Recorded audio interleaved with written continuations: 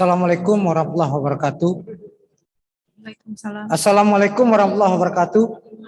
Waalaikumsalam. Salam sehat untuk kita semua. Semoga Parlemen Lecture kedua ini meneguhkan ikhtiar kita untuk tetap menjaga akal sehat dan identitas Partai Nasdem. Terima kasih kepada Profesor Francisco Budi Hardiman yang sudah berkenan memenuhi undang kami dari fraksi Partai Nasdem. Terima kasih kepada Bung Marco Kusmawijaya yang sebelumnya sudah terlibat pada proses pendahuluan FGD yang dilakukan oleh fraksi. Ini adalah kali kedua Parlemen Lecture, di mana yang pertama temanya Republikan, yang hari ini temanya kepublikan. Jika di sesi pertama Robertus Robert sebagai pembicara mengatakan inilah kali pertama republikanisme dibicarakan kembali di gedung Senayan ini, hari ini kita berbicara tentang kepublikan itu sendiri. Yang kita undang dua orang yang mumpuni. Yang pertama yang bersama-sama kita fisik hari ini Bung Marco, yang kedua nanti Prof. Budi Hardiman.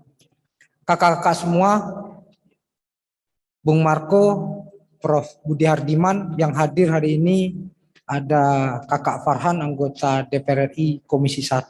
Siap.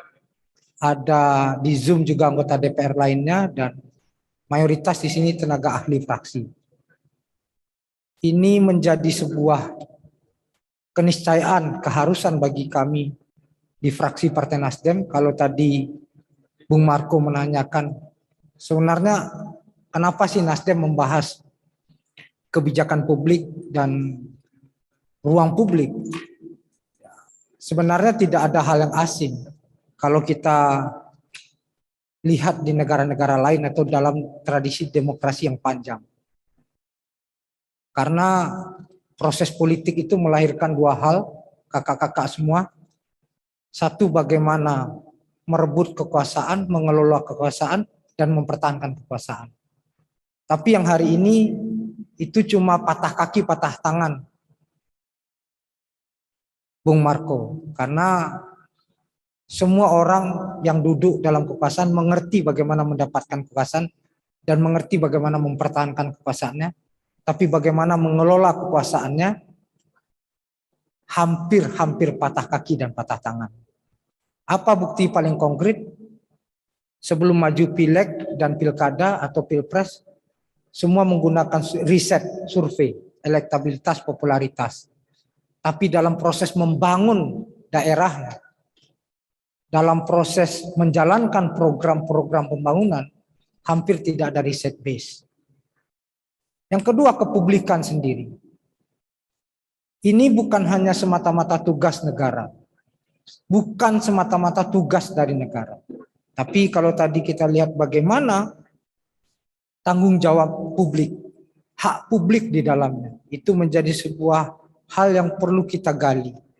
Maka kemudian kita hadirkan hari ini di sini Profesor Frans Budi Hardiman. Kami ingin bertanya, Prof, apakah genealogi kepublikan itu ada di republik kita, di tanah air kita ini? Karena kita mengenal banyak istilah. Ada istilah rakyat yang kita gunakan, ada istilah masyarakat yang kita gunakan. Nah, ada seorang sahabat saya yang mengatakan para founding fathers kita itu hanya mengerti bagaimana cara memerdekakan republik, hanya mengerti bagaimana cara memerdekakan Indonesia dari penjajahan. Kenapa? Ada dua patahan sejarah. Selain 1945, itu kota-kota besar kita dibangun oleh Belanda dengan style Eropan sentris. Tapi pasca kemerdekaan semua porak-poranda. Contohnya yang paling konkret adalah Surabaya 1930-an sudah mengalami pipanisasi gas sampai rumah tangga. Tapi sampai hari ini, coba kakak-kakak periksa, di mana ada pipanisasi gas yang masuk ke rumah tangga. Saya cuma lihat satu itu di Sumatera Selatan, dan itu penghasil gas. Itu baru terlaksana. Tapi kota-kota besar kita, air bersih, apakah masuk ke rumah tangga? Ini catatan bagi tenaga ahli, bagi anggota DPR Partai Nasdem. Kita boleh merdeka. Tapi air bersih tidak bisa kita minum hari ini di rumah kita sendiri. Semua rumah tangga kita, mau di kampung, mau di kota, mau di dusun, itu air galon semua. You can imagine. Negara ini sudah 70 tahunan merdeka, tapi air bersih kita masih beli dari air galon. Di mana public goods itu? Di mana hak warga negara yang esensial itu? Banyak kota-kota kita berpoles cantik-cantik, banyak. Tapi itu tidak lebih dari sweetness saja. Nggak lebih dari gimmick semata-mata. Kita punya trotoar besar-besar, tapi siapa yang jalan kaki? Siapa yang jalan kaki? Sekarang banyak trennya bersepeda. Tapi siapa yang mau bersepeda datang ke kantor? Ke tempat kerja? Kagak ada. Jadi kita ingin tahu bagaimana kepublikan itu kita bangun. Kenapa narkoba tinggi? Kenapa free sex tinggi? Kenapa tawuran tinggi? Karena kita tidak memiliki ruang publik sama sekali. Tadi dibilang Kolombia, kalau kakak-kakak pergi ke beberapa negara, jangan yang jauh-jauh. Singapura, Malaysia, dia punya ruang publik yang begitu besar. Kita punya Monas tapi dipagar. Kita punya alun-alun, ya, termasuk kampung saya lah, Yogyakarta sana. Terakhir dipagar, itu memalukan sekali. Mana ruang publik kita? Mana ruang tempat berinteraksi antara pengalaman hidup kita yang berbeda-beda untuk kemudian bersatu? Kalaulah Prof. Hardiman mengatakan, nanti bisa dijelaskan, hari ini res publika dan res privata kita menjadi satu di ruang yang bernama gadget ini. Sekaligus kita bisa curhat, mengenal orang baru, ini res privata yang kawin-mawin dengan res publika. Solidaritas sosial kita menjadi virtual semua. Jangan-jangan nanti ibadah kita juga virtual. Nggak perlu lagi fisik untuk beribadah. Cukup dengan WhatsApp, dengan status, Tuhan aku lagi ibadah. Tidak ada lagi sharing bagaimana kebersamaan itu hadir. Entah itu bus kota. Di beberapa daerah, angkutan kota itu mati, kakak-kakak. Tidak ada lagi ruang bersama. Ini kecemasan kita. Politik pada dasarnya, kalau kita merujuk pada Aristoteles, adalah sebuah tindakan kolektif yang terjadi di ruang publik.